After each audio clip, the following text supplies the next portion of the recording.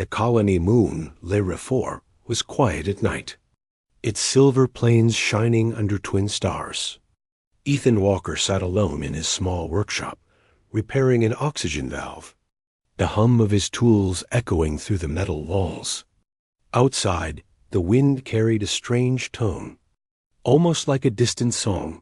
He paused, thinking it was just static from the radio.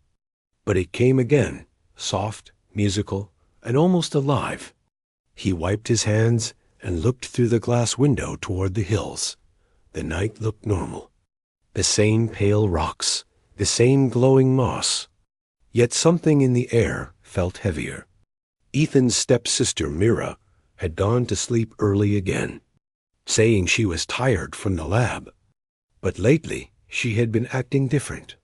Quiet, distant, and sometimes he heard her whispering in her room. That night, the moonlight poured through her window brighter than usual. Ethan went to check on her, and when he opened the door, his heart stopped. Mira stood beside the window in her nightgown, eyes closed, skin glowing faintly silver. The marks on her arms shimmered like liquid metal, forming strange patterns that moved slowly under her skin. She didn't seem awake, yet she whispered something over and over, a word Ethan couldn't understand. He called her name softly, Mira, but she didn't move. Then suddenly, she gasped and opened her eyes, her pupils shining like tiny mirrors. For a second, she looked at him as if she didn't know who he was. Then she blinked, the glow faded, and she fell forward. Ethan caught her before she hit the floor, feeling her skin cold as ice. When she woke again a few minutes later, she looked confused and weak. "Ethan, what happened?" she asked. "You were standing," he said quietly. "Sleepwalking, maybe. Your skin was glowing." Mira looked away quickly, her face pale. "It's nothing, just stress." "I'm fine." But Ethan could see fear behind her calm tone, the kind of fear that hides a truth too heavy to speak. After she went back to bed, Ethan sat in the dark hallway, thinking. He remembered how strange things had been since their father died 2 years ago. Dr. Hayden Walker had been a xenobiologist studying alien life forms that survived radiation. After his death, Mira inherited all his research, sealed away under government code. She never talked about it, and Ethan never asked, but maybe he should have. The next morning, he found Mira outside, sitting by the water unit, staring at the sky. Her hair moved gently in the wind, and her hands were trembling. He offered her coffee, but she didn't drink it. "Do you ever hear it?" she asked quietly. "Hear what?" Ethan replied. "The music," she said, "when the moon is full." He frowned. "That sound last night? I thought it was a storm signal." She shook her head. "It's not a storm, Ethan. It's something older." Her words sent a chill down his spine. Lyra 4 had no native life, no recorded civilization, just mining stations and labs. But their father once said the moon had a memory, and that some energies never die. Ethan laughed nervously, trying to change the topic. But Mira just smiled sadly and walked away. At night, he couldn't sleep. He replayed the sound in his head, that strange song in the wind. He checked the sensor logs on his work tablet and found a power fluctuation exactly when Mira began glowing. The reading wasn't from his house. It came from the ridge north of their colony, a place marked on old maps as Zone 13, restricted due to unstable terrain. He decided to see it for himself, taking his hoverbike. He followed the narrow trail past the power conduits. The air grew colder as he climbed higher, the stars sharper and brighter above him. At the top of the ridge, he saw something incredible light pulsing from a crater. Blue and alive, it looked like veins spreading through stone, all pointing toward the rising moon. Suddenly, his wrist buzzed. It was Mira. "Ethan, where are you?" Her voice trembled. "You shouldn't be there." "How do you know where I am?" he asked. "I can feel it," she whispered. "It's calling you too." Before he could reply, the signal cut off. The light from the crater grew stronger, and Ethan stepped closer. He saw fragments of something metallic buried in the dust. Maybe a pod, maybe a tomb. Then he noticed a symbol glowing on the surface, the same pattern he'd seen on Mira's arms. His heart pounded. He touched the metal, and a flash of white light filled his vision. For a moment, he wasn't on Lara 4. He saw a field of silver oceans and moons above moons. He heard thousands of voices whispering the same word Mira spoke in her sleep. Lunars. When the vision ended, he was lying on the ground, the crater silent again. But now, part of the symbol was burned into his glove. Glowing faintly, he rode home fast, the night air slicing against his face. Mira waited at the door, pale and shaking. "You touched it," she said before he could speak. Her eyes were glowing again, but this time, tears ran down her face. "It's too late, Ethan," she whispered. "The full moon rises tomorrow night." Ethan didn't understand what she meant, but deep down, he knew whatever lived inside her was waking. And when the moon rose again, the world he knew would change forever. The next day began with silence. The colony skies were pale and thin, and Ethan could feel something pressing in the air. Mira stayed in her room, her door locked. Ethan tried to work on his broken air pump, but his hands trembled. Every time he looked at the burn mark on his glove, he remembered the blue light and the whisper, "Lunaris." By evening, he couldn't wait any longer. He went to Mira's room and knocked. "Mira, open up, please," after a pause. The door clicked open. Her face looked tired, eyes rimmed with silver glow like before. "I told you not to go there," she said softly. "I had to," Ethan replied. "I saw something in that crater, and I think it's connected to you." She turned away. Staring at the desk where an old tablet blinked faintly, Ethan noticed it, his father's personal data log. He hadn't seen it since the day of the funeral. Mira hesitated, then sighed. "You were going to find out anyway." She handed him the tablet. The screen flickered, showing a recording of Dr. Hayden Walker, their father, his voice calm but heavy. "If you are watching this," the recording began, "then the containment failed, and the Lunaris gene has taken root." Ethan's blood ran cold. Hayden continued. "Mira was part of Project L1, the fusion of human DNA with lunar symbiote tissue.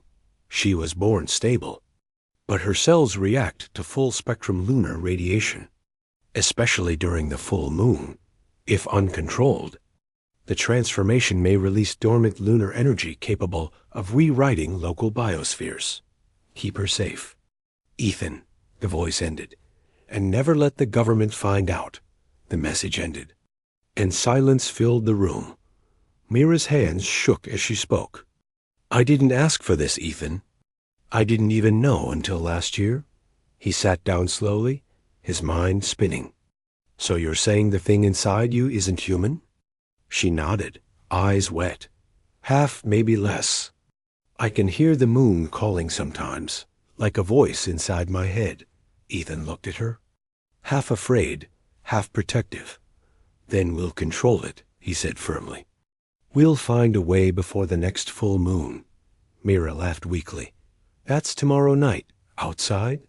Thunder rolled though there were no clouds. The colony lights flickered, and a low hum echoed through the ground.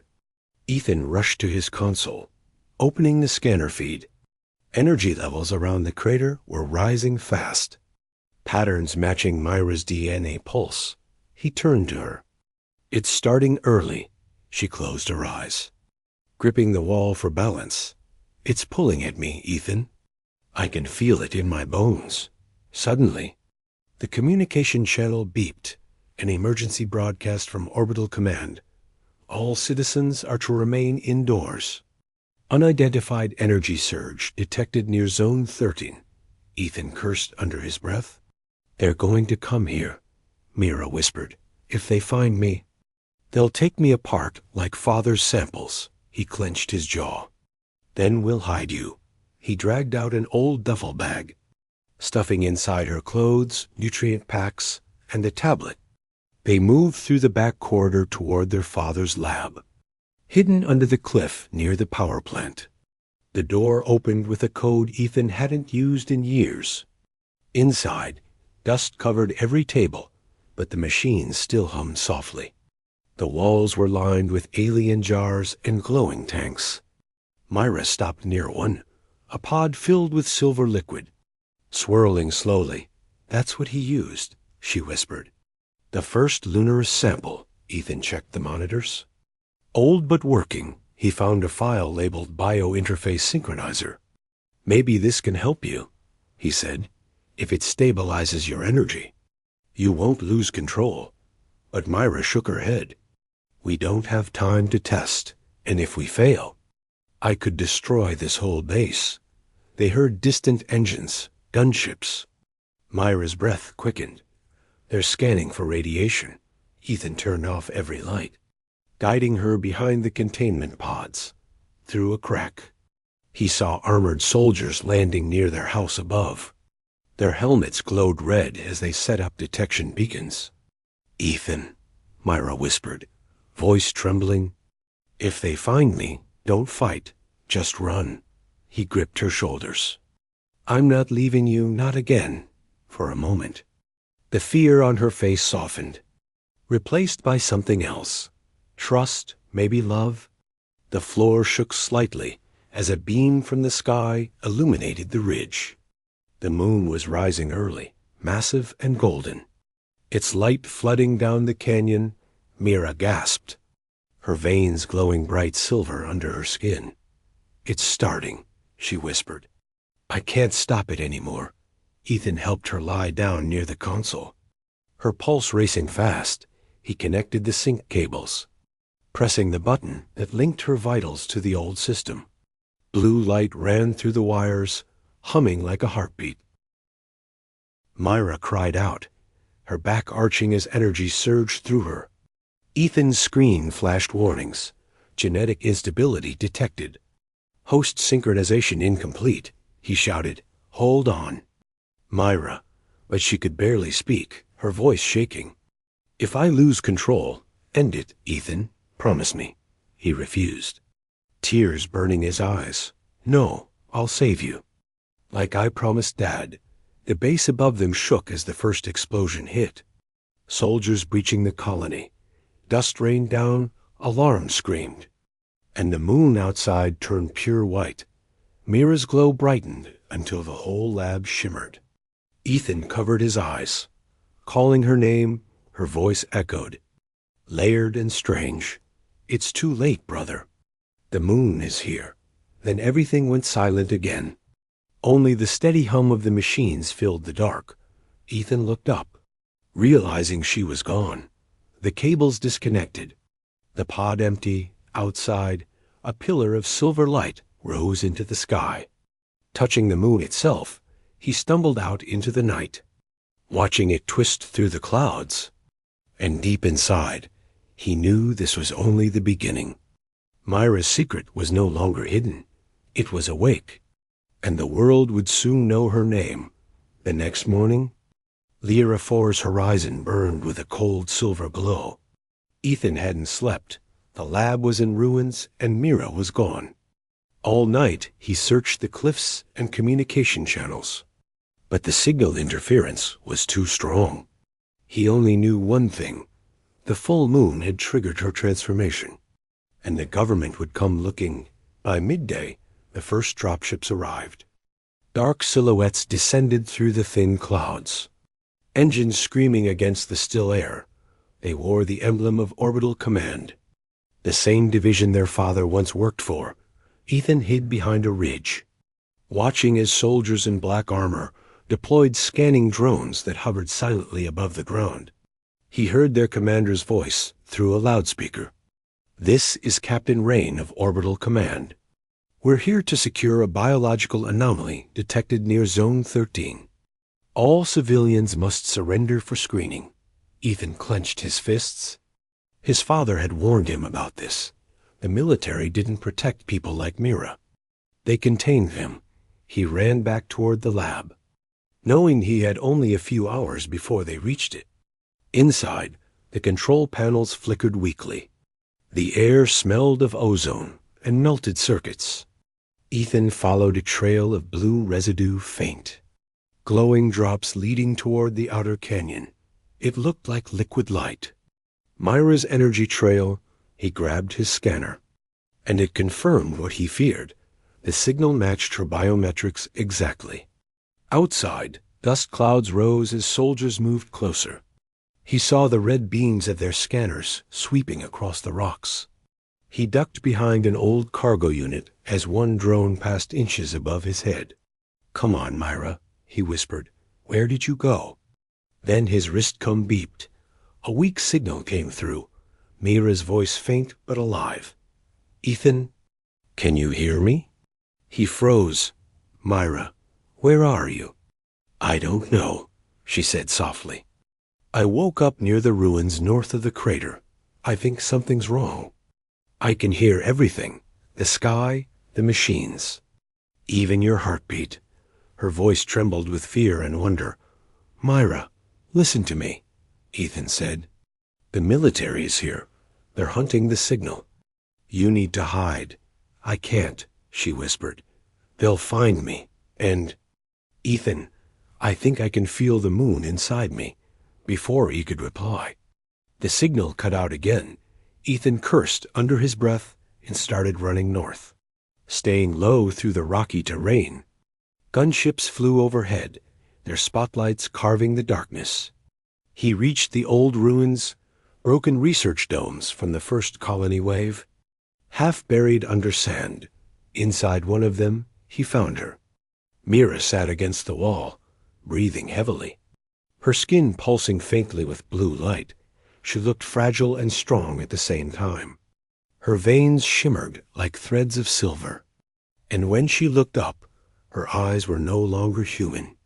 They reflected light like glass, yet held pain and memory.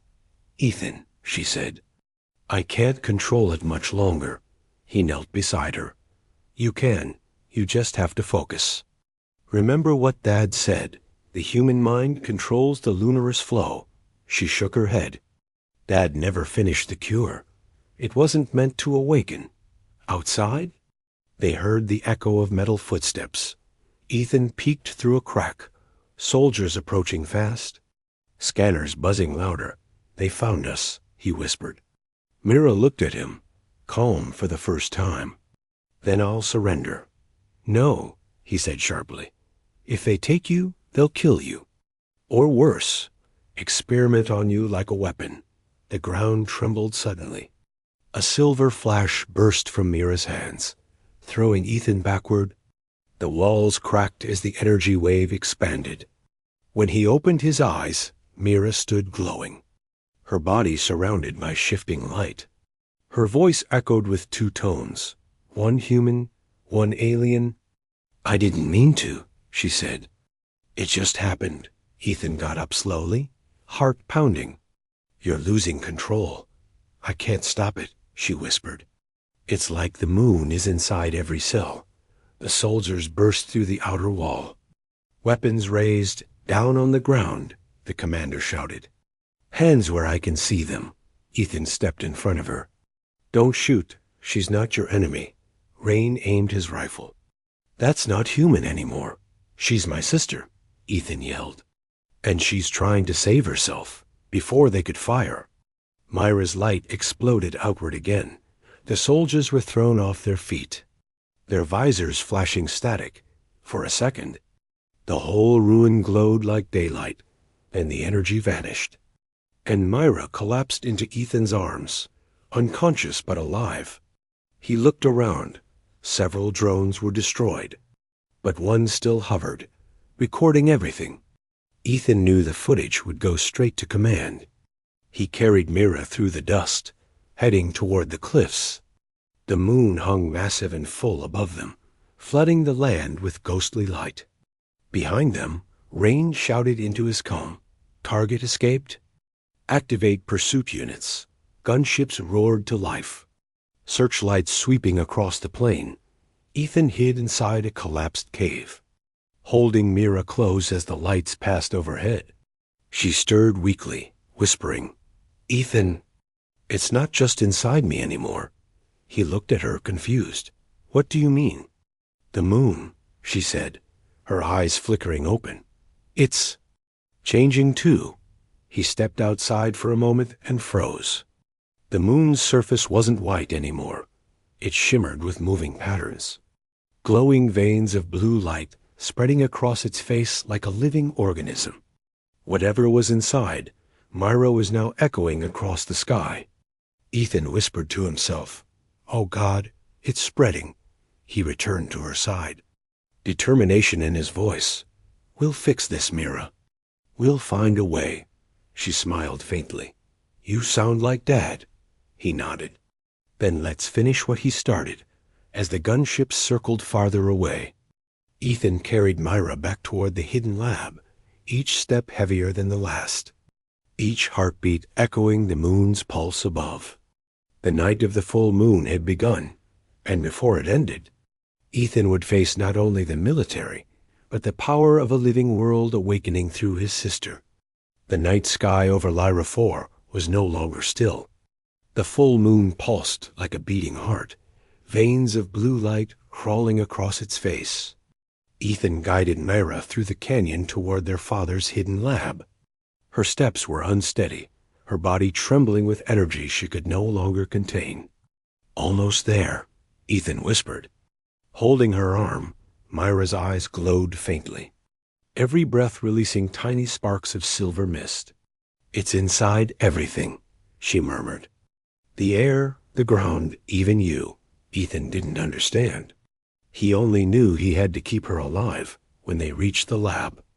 The door's scanner refused to open at first. The power grid had been damaged by the earlier blast. Ethan smashed the manual override and forced the steel door open. Inside, the faint hum of the backup generator greeted them. Like an old heartbeat still fighting to live, he laid Mira on the metal table. Sweat dripping from his forehead, the monitors flickered. Displaying unstable energy readings, Mira's vitals were off the charts. Heart rate, temperature, cell density, everything rising beyond human limits. Her veins glowed brighter until light spread through her skin like liquid fire.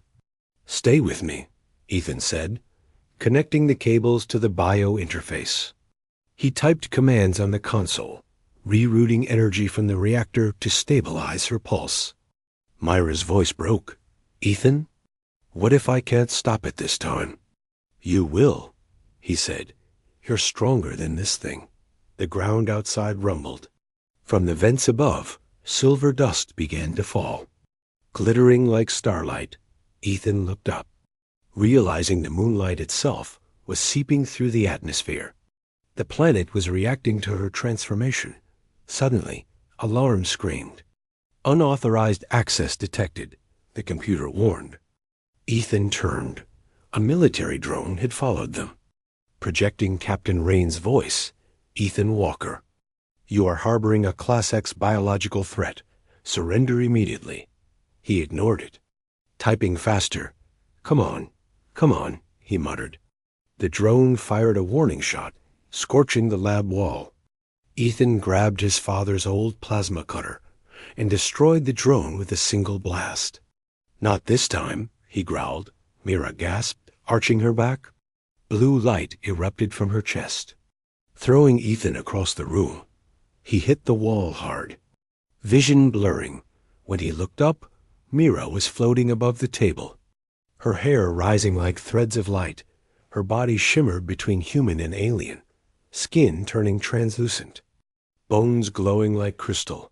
Her eyes opened, and for the first time, Ethan saw the moon reflected inside them, spinning slowly like a living mirror. She spoke in two voices at once. "Ethan, I see everything." "What do you mean?" He shouted, trying to stand.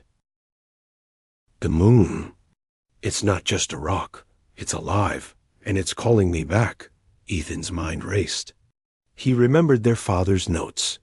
Lunaris symbiote seeks connection with its origin core. If Mira's energy linked to the moon, she could either save or destroy the entire biosphere. He stumbled to the console, re-entering commands. If I can redirect the surge into the reactor, maybe it'll ground you. Mira looked down. Tears of light rolling down her face. If you do that, I might not survive. I don't care, he said. Voice breaking. I'm not losing you again. Outside, thunder shook the colony. Gunships circled above, and soldiers began their final approach. Ethan could hear Rain shouting through the speakers. Do not let the anomaly reach critical mass. But it was too late. Mira's light filled every corner of the lab.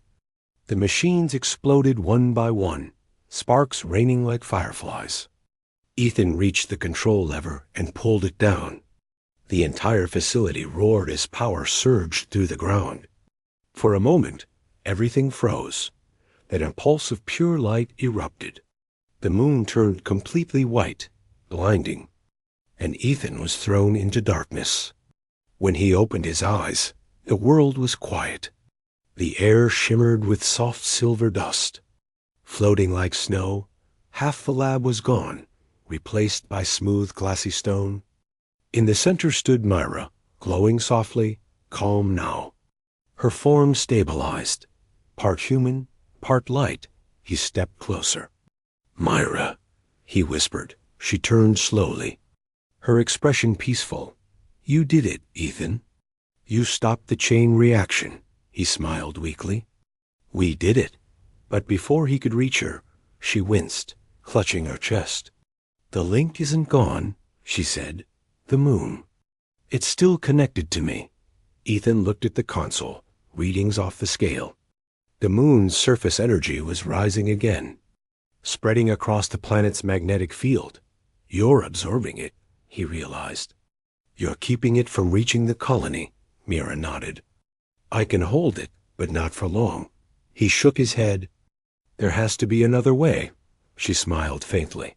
You always think there is. Outside? The sky turned silver. The colony domes glowed in the distance. Reflecting the light of the living moon, the soldiers stopped firing, staring up in awe as the clouds formed patterns like veins across the heavens. Mira looked up too. It's beautiful, isn't it? Ethan nodded, fighting back tears. Yeah. It is. She stepped closer, touching his face gently, her hand warm and bright. I don't belong here anymore, she whispered. But I'll never forget you. Mira, no, he said, voice cracking. You can't go. Her smile was sad but calm. I have to. If I don't return to it, the planet will die. He tried to hold her, but his hands passed through light. Mira's body dissolved into shining particles, rising upward like a river of stars. The moon's light grew stronger until the entire sky shimmered. Ethan fell to his knees, whispering her name. Then the world went silent again. When the light faded, the air was fresh. The scorched land of Lyra 4 had turned green with strange glowing plants. The colony sensors showed perfect atmosphere readings for the first time in decades. Ethan looked up at the moon, now calm and pale again, but at its center, a single blue pulse flickered, like a heartbeat. And he knew Mira was still there, watching over him. The night after the light storm was quiet. Lyra 4 no longer trembled, the wind was soft again. And the sky above was clear, but the moon was different now. Its surface shimmered with faint blue patterns that moved slowly like a heartbeat in the dark. Ethan stood outside the ruined lab, staring up at it. The silver dust from Mira's transformation still floated through the air. Glowing like tiny stars, he hadn't slept for 2 days. His clothes torn, hands shaking, yet inside his chest, a strange calm lived, a feeling that she was still near. The colony had changed too. Plants grew from cracks in the stone, their roots glowing faintly. The once dry streams now flowed with crystal water, that sparkled under starlight. The air smelled clean for the first time since the terraforming wars. The people who once feared the moon now walked outside without helmets. Breathing freely, Orbital Command had arrived again. But this time, they didn't come with guns. Captain Rain himself landed near the valley where the new growth began. He looked at Ethan, the tired mechanic who had faced what no soldier could. "You did this?" he asked quietly. Ethan shook his head. "No, she did." Rain followed his gaze to the glowing moon. "Your sister?" he asked. Ethan nodded. "Myra's not gone. She became part of it." For a long moment, the soldier said nothing. Then he sighed. "Command will want to study this, but maybe we should just let it be." Ethan didn't answer. He only watched the moon. Its light touched everything like a promise. Calm and living, that night. Ethan returned to the old lab one last time. Most of it was gone, but the central console still flickered weakly. He sat down and played his father's last recording again. Dr. Hayden's voice filled the silent room. "If you are hearing this, it means Project L1 has reached its final phase. Remember, Ethan, humanity was never meant to control life, only to protect it. The fusion between human and Lunaris was never a curse. It was a bridge." Ethan smiled faintly, tears in his eyes. "You were right, Dad," he whispered. "She was the bridge." Suddenly, the screen flashed blue. A signal, faint but familiar, pulsed through the console. He leaned closer, the audio static crackling softly. Then a voice came through, light and distant. "Ethan?" His breath caught. "Myra?" "Yes," the voice replied gently. "I don't have much time." He swallowed hard. "Where are you?" "Everywhere," she said. "The Lunaris core accepted me. And now I can see everything. The tides, the stars, the hearts of people below." Her voice trembled like wind through glass. "But I'm still me, and I remember you." Ethan wiped his eyes. "You saved this world." "Myra," she laughed softly. "We saved it. I only did what felt right." He leaned back, closing his eyes. "It feels empty without you." "It won't," she said. "Look around. Life is returning." "That was the point," he whispered. "Will I ever see you again?" For a moment, the static faded. Then her voice came back, faint but smiling. "Every time the moon rises." "You already do." The console went dark. Outside, a gentle wind carried the scent of the new forest spreading across the valley. Ethan stepped out, looking toward the horizon. The sun was rising, golden light mixing with silver glow. He saw colonists emerging from shelters, children laughing as they touched the strange glowing grass. The fear that once ruled this world had turned into awe. Weeks passed, and the colony declared Lyra 4 reborn. The new atmosphere stabilized, crops grew in record time, and energy levels balanced naturally. Scientists called it a miracle, but Ethan knew it was Mira. He built a small memorial by the river, a single piece of silver metal shaped like a crescent. At night, he sat beside it, talking to her like old times. Sometimes he swore he could feel warmth in the wind, a whisper that said, "I'm still here." Then one night, something extraordinary happened. The moon brightened, and from its surface, a beam of light reached down into the valley. It touched the river gently, and flowers bloomed instantly across the water. Glowing with faint blue light, Ethan smiled, understanding what it meant. Mira was still protecting them, guiding the planet from above. Captain Rain visited once more, standing beside him in silence. "She's become something bigger than all of us," the captain said. Ethan nodded. "She always was." The soldier turned to leave but stopped. "You know, Command wanted to name this world after her." Ethan looked up. Surprised. "They call it New Lyra, the moonborn world," Rain said, then walked away. Ethan watched the stars for a long time after that. The silver moon shone bright, steady, and alive. He could feel Mira's presence in every wave of light. Every whisper of wind. He smiled quietly. "Good night, sis," he said.